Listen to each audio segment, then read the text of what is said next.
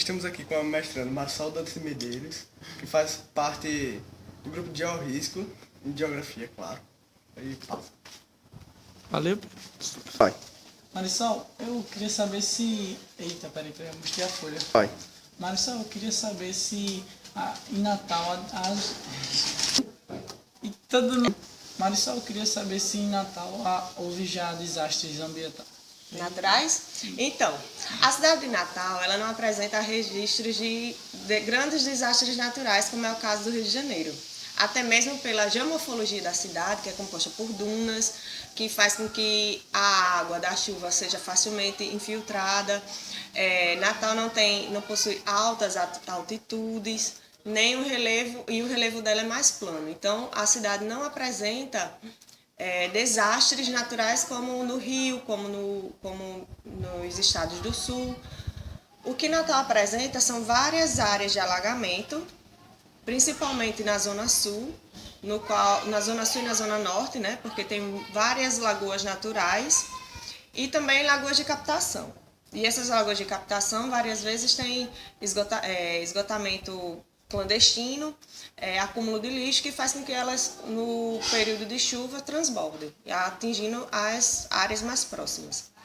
Nas áreas de dunas, a ocupação irregular de dunas, principalmente nos bairros da Zona Oeste e alguns casos na Zona Norte, como no bairro de Pajuçara.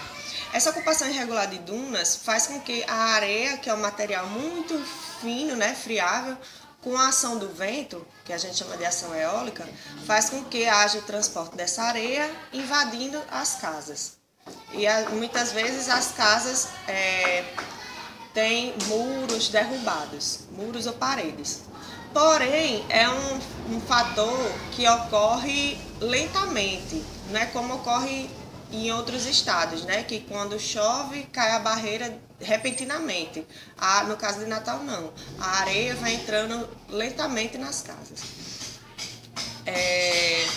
Há também inundação, porém a inundação aqui ela é mais pontual no Rio Doce, lá na Zona Norte. No caso, uma pequena faixa só de casas são atingidas, né? Isso é uma inundação que também não tem grandes proporções. Em Natal não há registros de vítimas, pessoas que morreram por causa dos desastres.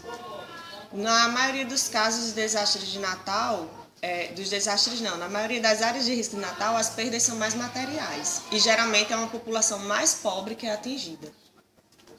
Marçal, você falou que as áreas mais atingidas, como por exemplo na Zona Leste, são normalmente de áreas mais carentes de Natal. Por que isso ocorre? Bem, os bairros, a população mais carente, ela não tem os meios de se proteger dos riscos. Como, por exemplo, fazer uma casa que tenha uma infraestrutura melhor, que aguente a chuva, que aguente... Peraí, corta aqui, agora me atrapalha. Marçal, você falou que as áreas mais carentes de Natal, como é o caso da Zona Leste, são onde... Não, cortou. Marçal, você falou que...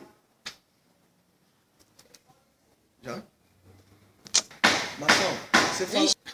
Marçal, você falou que a população carente de Natal fica nas áreas de risco ambiental, como é o caso da Zona Norte. Por que isso ocorre?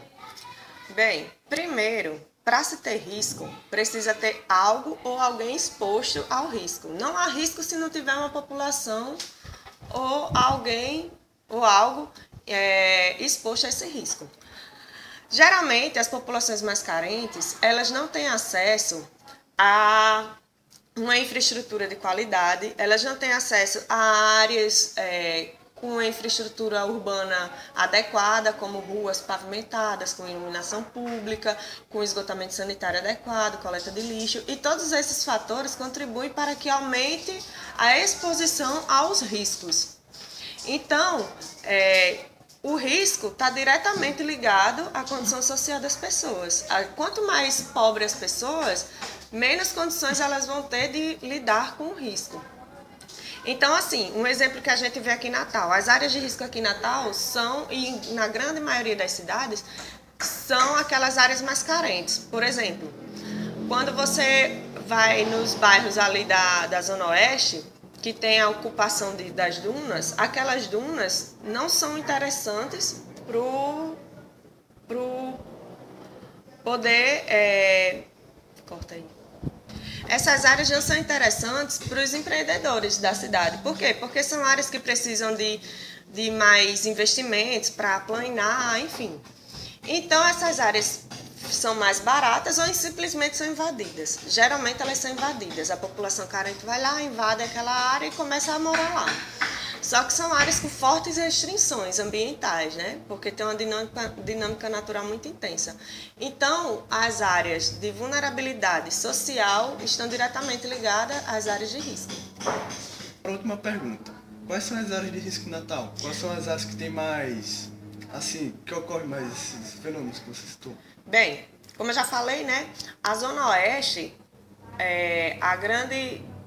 os principais riscos da Zona Oeste são deslizamento de dunas, porque tem ocupação irregular das dunas, algumas áreas de alagamento, queda de barreira, que é quando cai mais ou menos o que acontece lá no Rio de Janeiro, quando cai, né, uma barreira por cima das casas, sai levando as casas.